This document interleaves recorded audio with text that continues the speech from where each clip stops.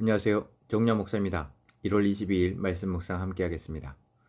신명기 10장 1절에서 22절의 말씀입니다. 그때 주님께서 나에게 말씀하셨습니다. 먼저 본과 같은 돌판들을 다듬어서 산으로 가지고 올라와 나에게로 오너라. 또 나무개도 하나 만들어라. 내가 깨뜨린 먼저 본 판에 새긴 말을 내가 그 판에 다시 새길 터이니 너는 그것을 그 궤에 넣어두어라. 그래서 나는 아카시 나무로 궤를 만들고 먼저 본 것과 같은 돌판들을 다듬어서 손에 들고 산으로 올라갔습니다. 주님께서는 추억의 날에 산 위의 불 가운데에서 당신들에게 선포하신 십계명을 먼저 본과 같이 돌판에 새겨서 나에게 주셨습니다. 내가 발길을 돌려 그 산에서 내려와 주님께서 나에게 명하신 대로 그 돌판을 내가 만든 궤 안에 넣었으며 그 이후로 그 돌판은 지금까지도 그 궤 안에 들어 있습니다. 이스라엘 자손은 브에라 야간을 떠나서 모세라 이르렀다. 거기에서 아론이 죽었으므로 그를 그곳에 장사하였고 그의 아들 엘라살이 뒤를 이어서 제사장이 되었다. 또 그곳을 떠나 굿고다에 이르렀다가 다시 굿고다를 떠나서 여러 개월이 이르는 땅 욥바다에 이르렀다. 그때 주님께서 레위 지파를 지명하셔서 주님의 언약궤를 매게 하시고 주님 앞에 서서 주님을 섬기며 주님의 이름으로 축복하는 일을 하게 하였으니 이것이 오늘날까지 그대로 이어온다. 그러므로 레위 사람에게는 그들의 동기들처럼 차지할 몫이나 유산이 없다. 그러나 주 하나님이 말씀하신 대로 주님께서 친히 그들의 유산이 되셨다. 내가 먼저 본과 같이 밤낮 40일을 산에 머물러 있었더니 주님께서 이번에도 나의 호소를 들어주셔서 주님께서 당신들을 명망시키지 않기로 하셨습니다. 주님께서 내게 이르시기를 내 백성 앞에 서서 출발하여라. 내가 그들의 조상에게 주기로 약속한 그 땅으로 그들을 데리고 들어가서 그 땅을 차지하여라 하셨습니다. 이스라엘 자손 여러분, 지금 주 당신들의 하나님이 당신들에게 원하는 것이 무엇인지 아십니까? 주 당신들의 하나님을 경외하며 그의 모든 길을 따르며 그를 사랑하며 마음을 다하고 정성을 다하여 주 당신들의 하나님을 섬기며 당신들이 행복하게 살도록 내가 오늘 당신들에게 명하는 주 당신들의 하나님의 명령과 규례를 지키는 일이 아니겠습니까? 그렇습니다. 하늘과 하늘 위의 하늘, 땅과 땅의 모든 것이 다 주 당신들의 하나님의 것입니다. 그런데 주님께서는 오직 당신들의 조상에게만 마음을 쏟아 사랑하셨으며 많은 백성 가운데서도 그들의 자손인 당신들만을 오늘 이처럼 택하신 것입니다. 그러므로 당신들은 마음의 할례를 받고 다시는 고집을 부리지 마십시오.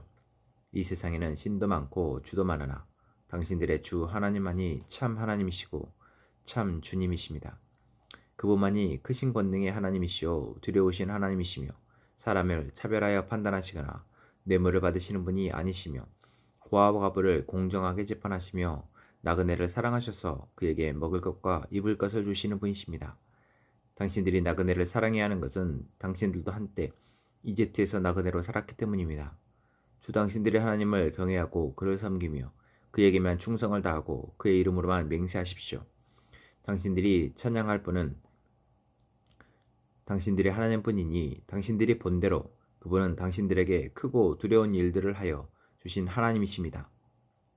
당신들의 조상이 이집트로 내려갈 때에는 모두 1인명밖에 되지 않았지만 주 당신들의 하나님은 이제 당신들을 하늘의 별과 같이 많게 하셨습니다. 아멘. 모세가 시내산에 올라가서 하나님의 말씀을 받고 있을 때 이스라엘 백성들은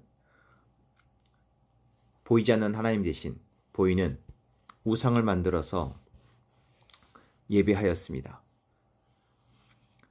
하나님은 그것을 보시고 모세로 하여금 십계명판을 던져 깨뜨리게 하셨습니다. 하나님 이스라엘 백성들에게 다시 돌판에 십계명을 적어주십니다. 다시 기회를 주시는 것입니다. 왜 하나님은 다시 이스라엘 백성들에게 기회를 주십니까? 오늘 본문의 말씀에서도 이야기합니다. 하나님의 백성이 하나님의 은혜 아래 행복하게 살도록 하기 위해서라고. 이스라엘 백성들은, 아니 우리들은 행복하게 산다는 것이 무엇인지 잘 모르는 사람들입니다. 진짜 행복한 것이 무엇인지 사실 모르고 행복의 겉모양만 쫓고 살아갑니다. 행복하지 않은데 잠깐의 행복을 위해서 우리는 눈에 보이고 들려지는 것들을 쫓아 살아가고 있는 사람들입니다. 무언가 우리에게 염려되고 근심되고 두려워하는 것들이 생겨지면 그것들에서 벗어나고자 발버둥치며 이것저것 붙잡고 살아가는 사람들입니다. 진짜 행복이 무엇인지 모르는 것이죠. 왜 그렇게 되어버렸습니까? 바로 우리 안에 있는 죄가 하나님이 주시는 행복을 가려버렸기 때문입니다. 하나님과의 연결 가운데 하나님과의 관계 속에서 우리는 행복할 수 있는데 죄가 우리와 하나님과의 관계를 단절해버렸기 때문입니다. 그래서 하나님은 다시 우리에게 기회를 주십니다. 그 죄로부터 우리를 자유케 하셔서 다시 하나님 안에서 하나님과의 관계 가운데에서 행복을 누리도록 하시는 것입니다. 이스라엘 백성들의 모습이 바로 그러한 예입니다. 하나님 이스라엘 백성들을 부르시고 그들에게 하나님이 누구이신지, 그들이 누구인지, 하나님의 택하심을 받은 백성으로서 이제 하나님이 그들을 어떻게 사랑하시는지, 그들을 인도하시는지 보여주시며 이제 그들을 가나안 땅에 들어가서 하나님의 백성으로서 살게 하시는 것입니다. 그리고 그것을 위해 그들에게 이제 눈에 보여지는 계명을 지키게 하십니다. 이 과정을 통해서 하나님은 이스라엘 백성들이 하나님을 잘 모르는 사람들이 행복이 무엇인지 몰라 행복을 찾고자 하는 사람들이 진짜 하나님 안에서 행복할 수 있도록 돕고 계시는 것이죠. 하나님의 말씀을 따라 살아가는 삶이 행복이다. 하나님 안에서만이 우리가 진짜 행복할 수 있다라는 것을 아는 사람이 얼마나 될까요? 이스라엘 백성들은 알았을까요? 아니요, 몰랐습니다. 그래서 그들은 결국 하나님을 온전히 경외하고 하나님의 말씀을 지키는 것을 냅두고 다른 신을 쫓고 다른 모양을 쫓아 또 어리석은 선택을 하였던 것입니다. 오늘 우리도 하나님의 말씀을 듣고 하나님을 예배하며 살아가지만 진짜 하나님의 말씀을 따라 살아가는 삶이 행복이라는 것을 알고 살아가는지 묻게 됩니다.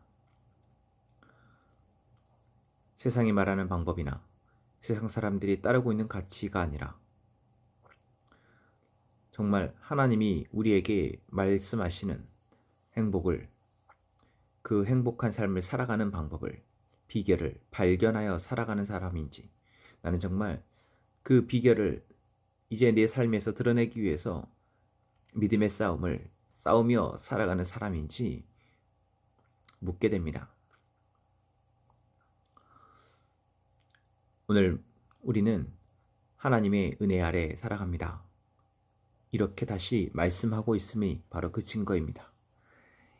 하나님이 우리를 위해서 다시 기회를 주시고 우리가 진짜 행복의 비결을 발견하여 하나님의 은혜 아래 행복하게 살아갈 수 있도록 기회를 주셨다라는 것입니다. 이제는 그것을 아는 자 되기를 원합니다. 하나님을 경외함으로 하나님의 말씀을 따라 살아가는 삶이 진짜 행복임을 아는 사람이기를 원합니다. 그렇게 살아내어 이제 이 세상 가운데에서 진짜 행복한 삶을 우리가 보여주는 자 되기를 원합니다. 하나님이 우리에게 주신 사명이 그것입니다. 우리가 먼저 하나님의 가치대로 이 세상을 살아가며 하나님을 모르는 사람들에 의해서 만들어진 이 세상의 문화와 가치가 우리를 행복하게 하는 것이 아니라 하나님이 말씀하시는 가치가 하나님의 말씀을 따라 살아가는 삶이 진짜 행복한 것임을 보여주어 그들을 이제 하나님의 은혜 아래 초대하는 저희가 되기를 소망합니다. 기도하겠습니다. 하나님, 오늘도 하나님의 마음을 알게 하시고 하나님이 주시고자 하는 행복의 비밀을, 그 비결을 발견하게 하심에 감사합니다.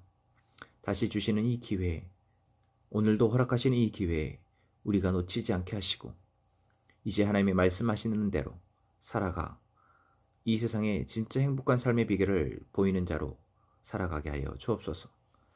함께 행복한 선화목적의 모든 성도들이 하나님 우리에게 허락하신 이 놀라운 복음으로